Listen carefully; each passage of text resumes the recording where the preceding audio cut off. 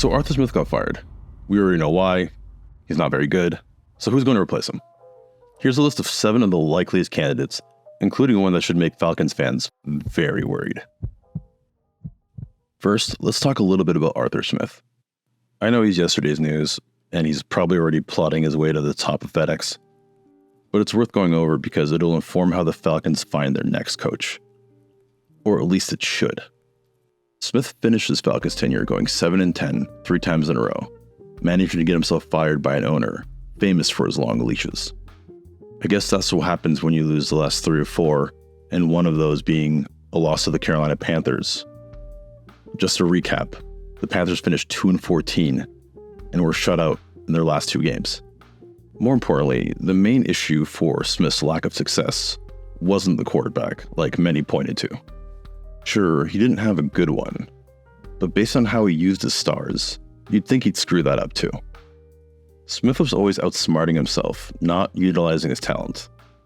Like, can you believe Bijan Robinson didn't even get to 1,000 yards while averaging 4.6 yards a carry? It's no surprise then the team seemingly quit on him, essentially saying that's fucking bullshit without actually saying it. So, in other words, the next coach needs to take advantage of the talent he has, and that's including quarterback. And based on their 8th overall pick, it's not going to be one of the top quarterbacks this year, which is a challenge for anyone considering this job.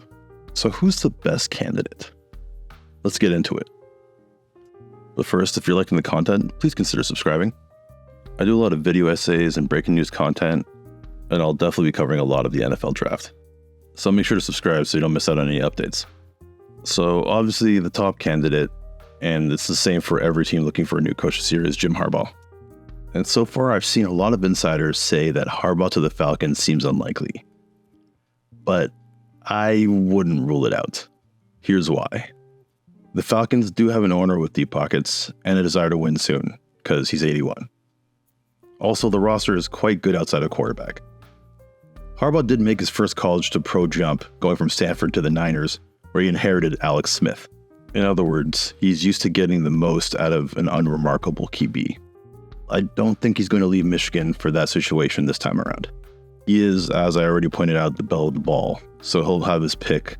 Herbert with a top 5 pick, or Chicago with Fields or Caleb.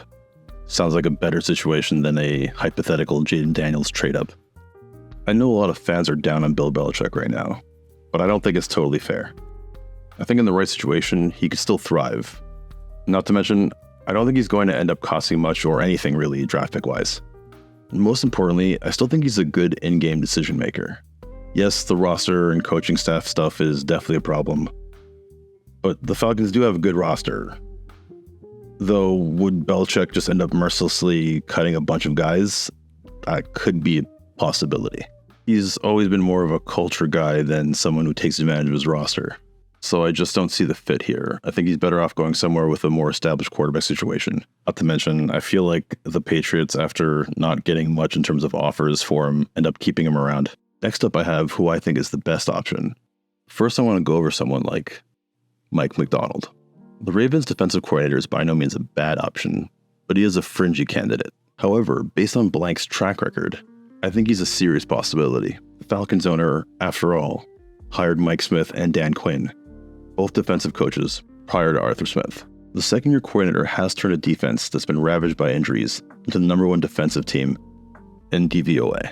He's shown a skill when it comes to disguising coverages, which helps him get the most out of his talent.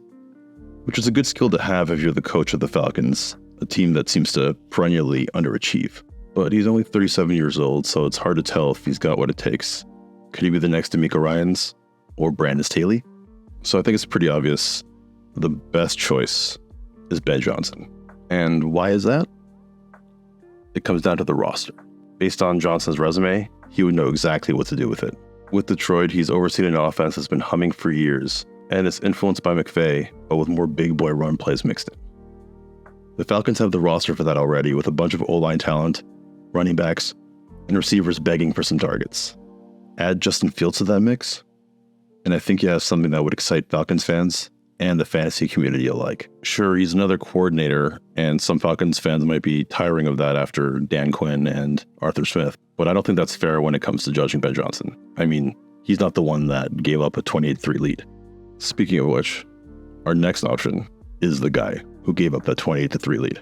I know this one seems crazy, but I have to do it. The timing couldn't be more hilariously perfect. After years of image rehab, Quinn finds himself to be a hot candidate during a time when the Falcons have another coaching vacancy. Not to mention, Blank loved Quinn, and the justification could be he's better than Arthur Smith, which is true, but, congratulations. But could he actually bring him back? I seriously doubt it. It would be funny, but also tragic for Falcons fans. I don't think Quinn has proven anything other than he's a good defensive coordinator, and I don't see how coordinating another defense would help him become a better manager of the game his second time around. I know Falcons fans would hate this, and deservedly so. Brian Flores isn't getting a lot of talk as a head coaching candidate.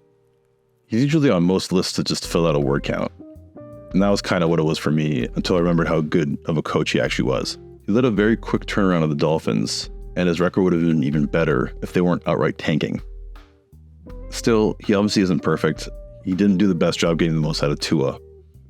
Sure, Tua isn't a great quarterback, but sometimes you just have to adjust your style to guys you have. Is he willing to adapt his personality and be less abrasive if he has to?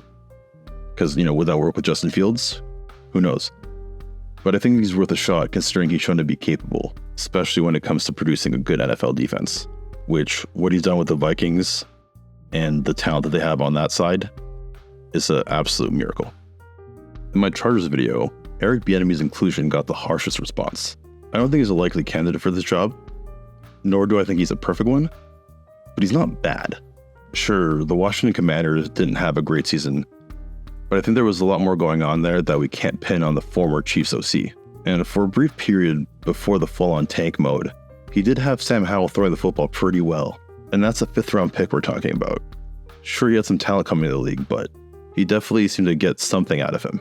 Add to the fact that the Chiefs have definitely dropped off having Nagy instead of him around. I think there's a compelling argument to be made that he's a competent coordinator, at the very least. And when it comes to potential head coaching positions, I don't think what happened this year should be held against him. I know he also pissed off some Commanders players, but I think that hard-nosed approach mixed with his spread offense could work as a head coach. I think it's an interesting mix. But he probably needs another stint somewhere as OC first. And especially for a team like the Falcons, with an owner who's looking to win now, I don't think taking a chance on him probably makes a lot of sense. If you're looking for more on Arthur Smith, I do a full-length video. There's a link in the description. So, who should be the next Falcons coach? Maybe bring back Dan Quinn, Mike Smith, Deion Sanders. Sure, he was only a player, but still technically bring him back. Let me know with a comment below, and also make sure to leave a like and subscribe. Thanks for watching. P.S. I can't wait to draft BJ in fantasy next year.